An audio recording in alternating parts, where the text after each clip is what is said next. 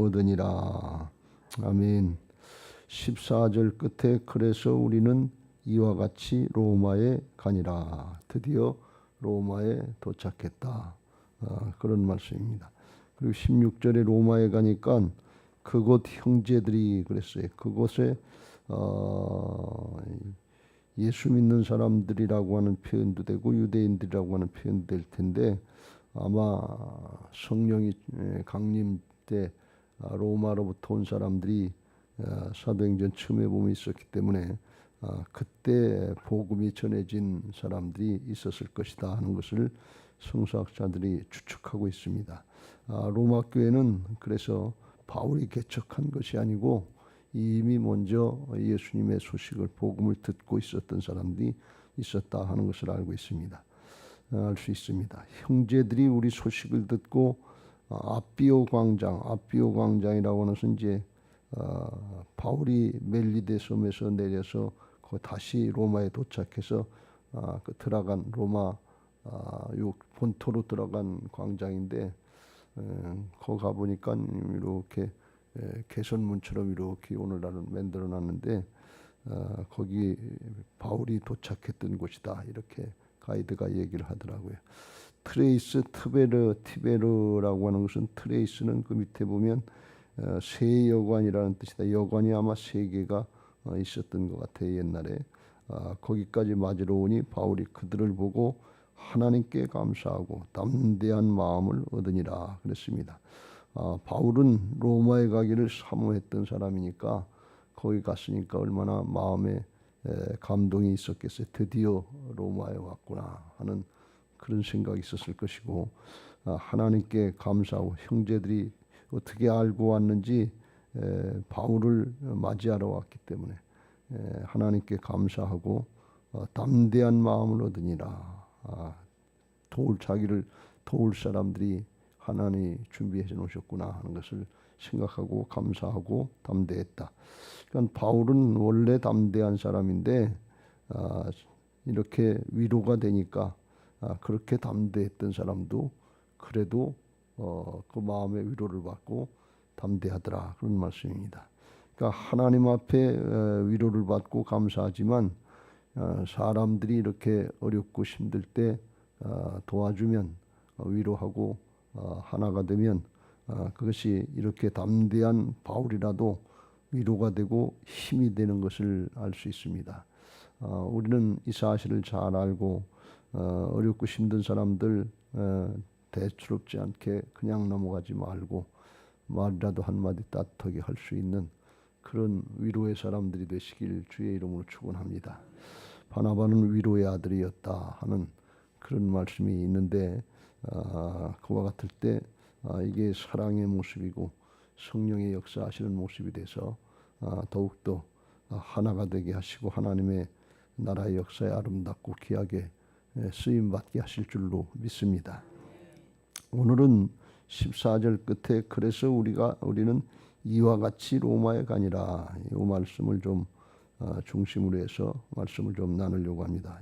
이와 같이 로마로 가니라 하는 것은 멜리데 섬에서 떠나서 거기까지 로마에 도착하기까지 도착하는 것도 거리가 뭐 수백 킬로 이렇게 된다고 그래요. 꽤 멀다고 그러는데 거기까지 가는 과정은 그야말로 큰 어려움 없이 난풍이 일어나는 것처럼 그 다음으로 자연스럽게 연결되는 하나님이 인도하시는 그런 과정처럼 이렇게 느껴집니다. 그런 과정을 인도하셨다는 그런 뜻도 있지만 이와 같이 로마로 가니라 하는 것은 마침내 로마에 도착하게 하셨다 하는 그런 뜻이에요. 이게 성경에 이런 표현이 가끔 나오는데 이것은 하나님이 인도하시는 방법이다 하는 것입니다. 마침내 하나님의 뜻대로 된다 하는 것입니다. 그 과정은 어렵고 힘들고 고난과 역경의 과정이 있지만 마침내 하나님이 하나님의 뜻을 이루신다 하는 것입니다. 그걸 잘 깨닫고 우리가 믿음을 잘 지켜야 될 줄로 믿습니다.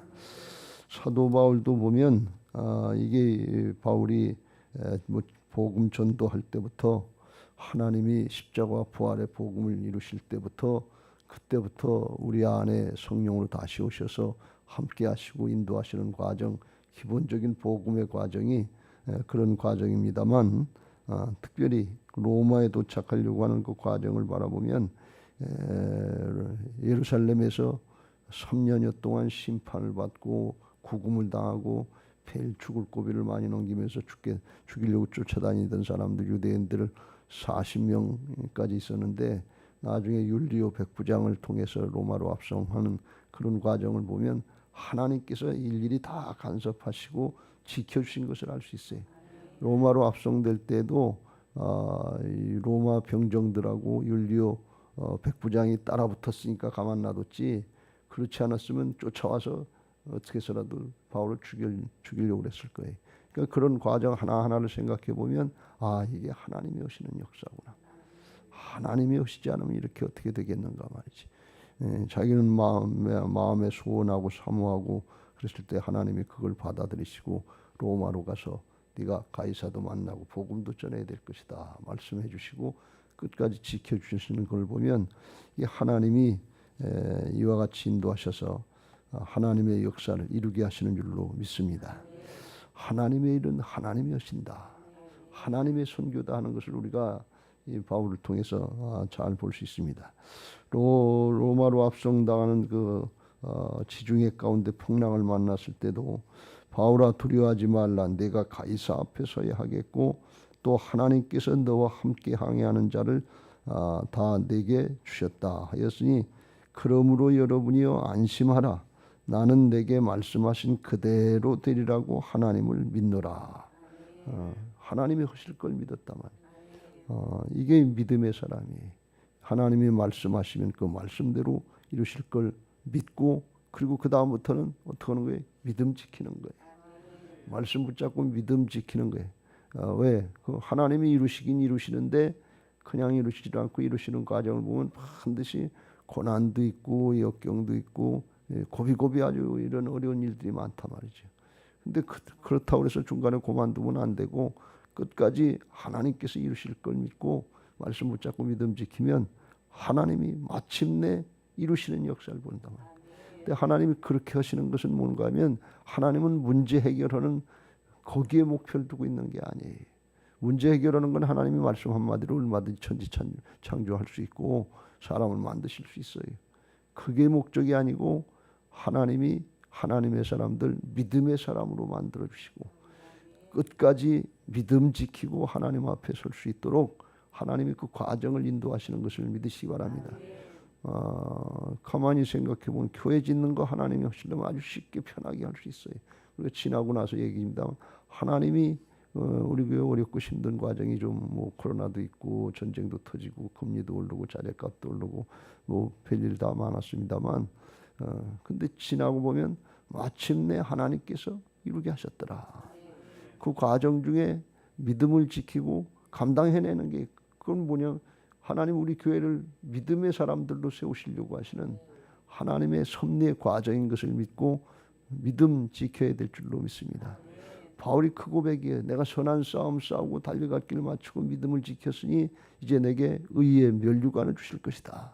내게만 아니라 믿음을 지키는 모든 다른 사람들에게도 똑같이 하실 것이다 말이에요. 그걸 바울이 깨달은 거예요. 어떤 특정한 사람 한 사람에게만 해당되는 것이 아니고 복음은 보편적인 것을 믿으시기 바랍니다. 바울이 그런즉 반드시 한 섬에 걸리리라 그랬는데 멜리데 섬이라고 하는 곳에 거기 도착을 해가지고 그런데 크레타 섬에서 멜리데 섬까지는 열 나흘 동안 먹지도 못하고 바람에 쫓겨다니고 밀려다니고 끌려다녔는데 그런데 수백 킬로가 600 내지 700km가 된다는 거예요. 그러니까 뭐 짧은 거리가 아니에요. 열 나흘 동안 바람에 쫓겨다녔어요. 그러니까 망망대해를 가다가 거기에 걸릴 줄을 뭐 어떻게 알았겠어요. 그런데 하나님이 말씀하셨기 때문에 바울이 한 섬에 걸리리라 하는데 거기 걸리게 되는 걸 볼 수가 있어요. 이게 하나님의 역사인 것을 믿으시기 바랍니다. 주일날도 말씀드렸습니다만 풍랑을 일게 하신 역사가 하나님이 바울의 리더십을 영적인 지도력을 세워주시고 말 안 듣던 로마의 백부장이나 선장이나 선주나 그 276에 탔던 사람들 다 자기 주장이 있어요. 돈도 있고 명예도 있고 권력도 있고 경험도 있고 지식도 있고 자기들 그거 가지고 산다고 생각하고 뻗댈 부리고 따르지 않으려고. 죄수의 말을 듣냐, 예수쟁이들의 말을 듣냐. 그렇게 뻗대고 있었던 세상 사람들의 마음이 그런 거란 말이에요. 그런데 하나님이 역사하시고 죽게 생기니까 구원의 여망마저 없으니까 이제는 하나님이 내게 말씀하셨다. 하나님이 이렇게 하실 것. 내 말을 따르라도 그 다음에는 한 사람도 반대하고 나서지 않고 저절로 따르는 걸 볼 수가 있어요. 이게 하나님이 하시는 역사지. 근데 그렇게 따름으로 해서 276명이 다 구원받게 되더라 그런 말씀이. 그러니까 하나님이 구원하시려고 합력해서 선을 이루시려고 풍랑을 이루셨는데 나쁜 뜻이 아니고 좋은 뜻인 것을 볼 수가 있어요. 그래서 다 바울이 선교 여행을 하면서 이런 경험들이 너무 많으니까 그걸 아는 거예요. 하나님이 말씀하셨으면 어려운 과정, 힘든 과정, 죽을 고비 같은 그런 과정도 있는데 하나님만 바라보고 의지하고 믿음 지키면 하나님께서 마침내 그 말씀대로 이루시더라. 그게 우리의 믿음이 되어야 될 줄로 믿습니다.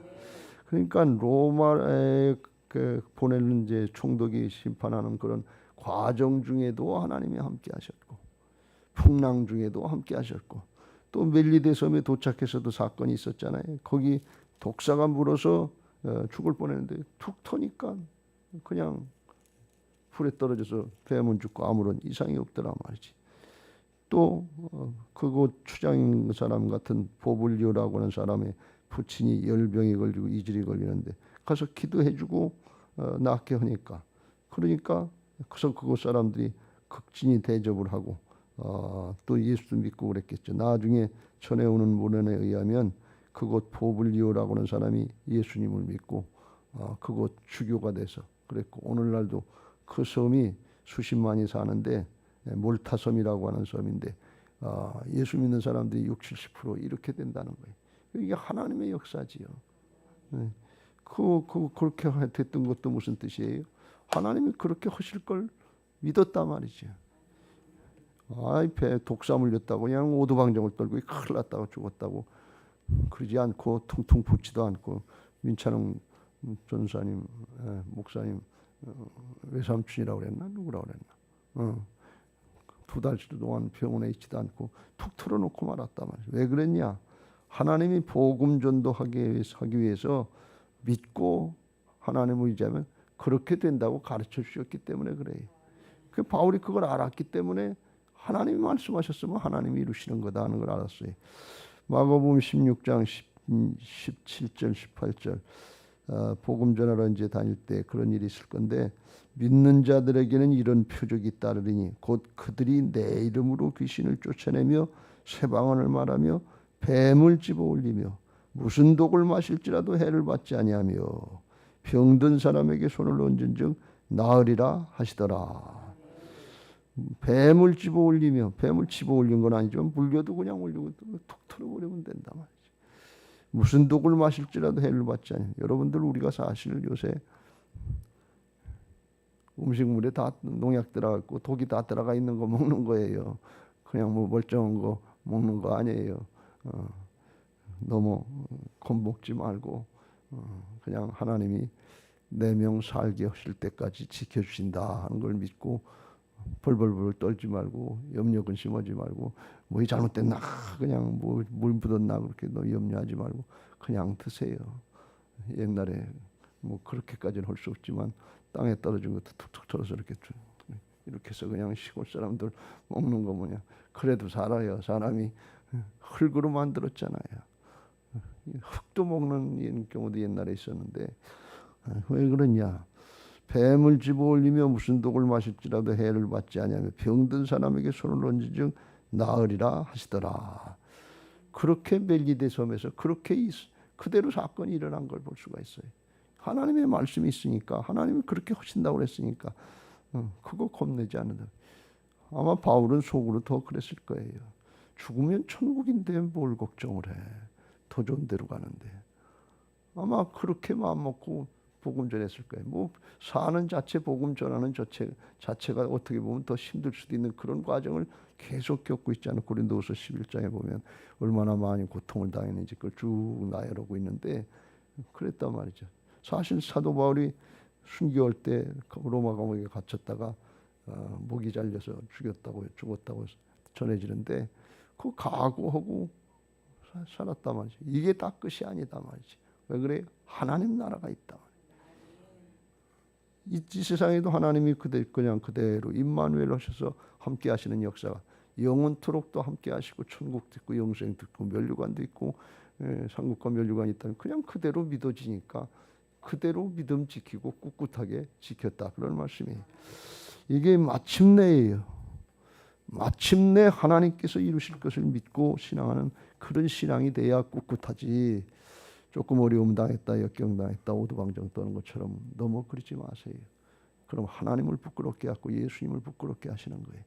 예수님 고난당하고 멸시당하고 천대당하고 찢기고 상하고 그러시고 대속의 죽음 십자가에 달려 돌아가셨잖아요.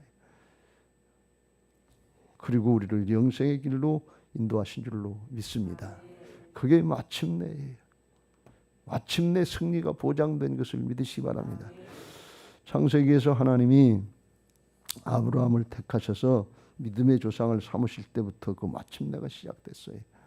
그래서 갈대아 우르에서 떠나서 이제 하란 땅에서 떠나서 가나안 땅에 들어가라. 그래서 가나안 땅까지 들어오는데 뭐 수백 킬로, 1000킬로 가까운데 옛날에는 뭐 그때 뭐 얼마나 힘들었겠어요. 낙타를 타고 왔는지 모르지만 걷다시피 오고 몇 날 며칠을 왔는지 몇 개월을 왔는지 알 수 없는데 거기 대도시의 하란 땅은 같은 곳이고 가나안 땅은 시골 산골 꼴짝인데 김인용 목사님 살던 곳 같은 곳인지 잘 모르겠는데 그보다 아마 더 했겠지요.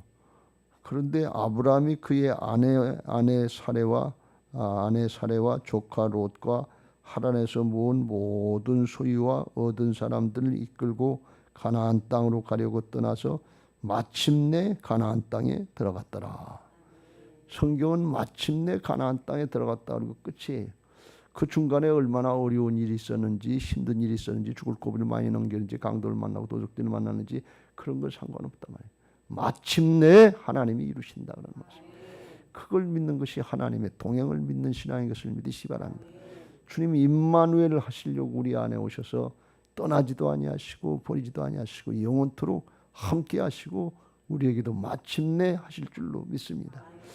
근데 거기 가나안 땅에 왔는데 마침내 들어왔는데 거기 들어오면 나중에 굉장히 잘 되고 하나님이 이제 가나안 땅에 들어오면 젖과 꿀이 흘러서 형통하고 잘 되고 그럴 줄 알았는데 큰 기근이 만나서 애굽으로 쫓겨가는 역사이다. 그래도 마침내예요. 이게 연단의 과정이에요. 이게 신앙의 과정이에요. 우리 신앙의 과정 항해 과정과 비슷하고 사막을 가는 과정과 같단 말이죠. 그런데 믿음 지키고 믿음의 사람이 되면 상상할 수 없는 우리가 수고하는 것은 비교할 수 없는 하늘의 영광과 축복이 있는 것을 믿으시기 바랍니다. 광야 이스라엘 백성들이 하나님이 홍해바다를 건너시고 이제 구원하신다 그러니까 한 방에 그냥 가나안 땅에 들어가서 먹고 마시고 즐기고 살 줄 알았는데 믿음이 없으니까 광야 40년을 연단시키셨어요.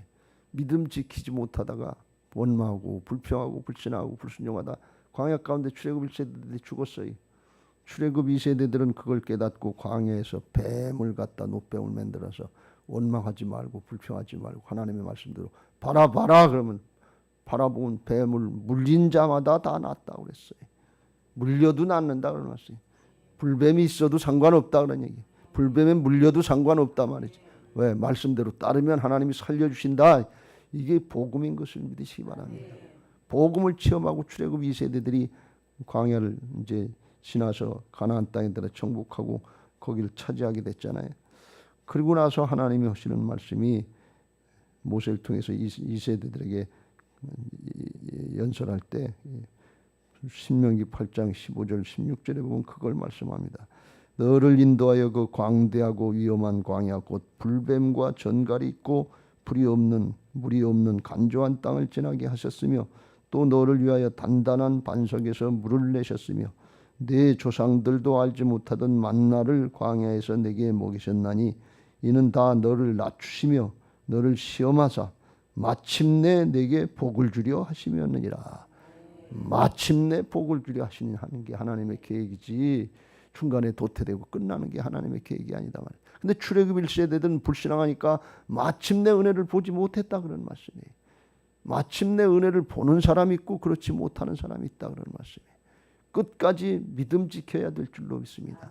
사도 바울이 그래서 내가 선한 싸움 싸우고 달려갈 길 마치고 믿음 지키고 면류관 받을 때까지, 천국에 들어갈 때까지, 그때까지 믿음 지켜야 되는 거예요. 중간에 이런 일 저런 일 있을 수 있어요. 그런데 하나님이 그걸 연단시켜서 하나님만 바라보고 하나님이시면 된다. 불뱀이 있어도 된다. 불뱀에 물려도 된다. 어려움이 있어도 된다. 고난이 있어도 된다. 역경이 있어도 된다. 죽어도 된다. 영생이 있다. 그런 말씀이에요. 이게 마침내인 것을 믿으시기 바랍니다. 출애굽 1세대들은 그 마침내를 보지 못했어요. 바울은 마침내를 알았어요. 하나님이 어떻게 인도하시는 걸 알았단 말이죠. 우리 신앙의 과정 이런 일 저런 일이 있을 수 있어요. 왜 나한테만 특별히 이런 일이 있나? 왜 우리 교회만 그런가? 그런 얘기하지 마시고 마침내 과정을 통해서 내게 특별한 은혜를 주시고 연단시키셔서 만들어 가시는 하나님의 은혜의 과정이다 하는 것을 믿으시고 꿋꿋하게 믿음 지키시길 주의 이름으로 축원합니다. 꿋꿋하게 믿음 지키고 나가야지. 별일 아닌 것 때문에 요동하고 왔다 갔다 하고 신앙을 하느니 마느니 교회를 떠나니 마느니 이렇게 되면 이게 신앙이 되겠냐. 어디 가면 세상이 달라요. 어디 가면 다른 사람들 삽니까? 다 똑같은 과정이에요. 우리가 믿음 지키고 주신 사명 끝까지 잘 감당하고 그걸 우리의 후손들에게 잘 물려주고 마침내 이기는 자들이 되어야 될 줄로 믿습니다. 마침내 천국에 들어가는 자들이 되어야 될 줄로 믿습니다. 그리고 하나님 앞에 주신 사명, 바울처럼 사명 붙잡고 믿음 지키려고 그러면 하나님이 반드시 함께 하셔서 승리케 하시는 걸 믿고 믿음의 승리자들 되시고 편안한 마음으로 신앙할 수 있게 되시길 주의 이름으로 축원합니다. 예수 그리스도 안에 있는 평안을 누리시길 주의 이름으로 축원합니다. 바울이 풍랑 가운데 주님의 음성을 듣고 한 얘기가 그 얘기 아니에요. 하나님이 다 내게 맡겨주셨다. 그러면서 그러므로 여러분이요 안심하라. 아직 풍랑 가운데 있어요. 아직 어려움이 많았어요. 근데 그러므로 여러분이요 안심하라. 우리에게 문제 있어요. 어려움 있어요. 고통 있어요. 역경 있어요. 그런데 주님의 말씀을 오늘 받았으면 그러므로 안심하라. 예수 그리스도 안에 있는 평강을 누리는 복된 신앙들 되시기를 주님의 이름으로 축원합니다. 할렐루야. 이제 받은 말씀 기억하시고 그와 같은 교회 송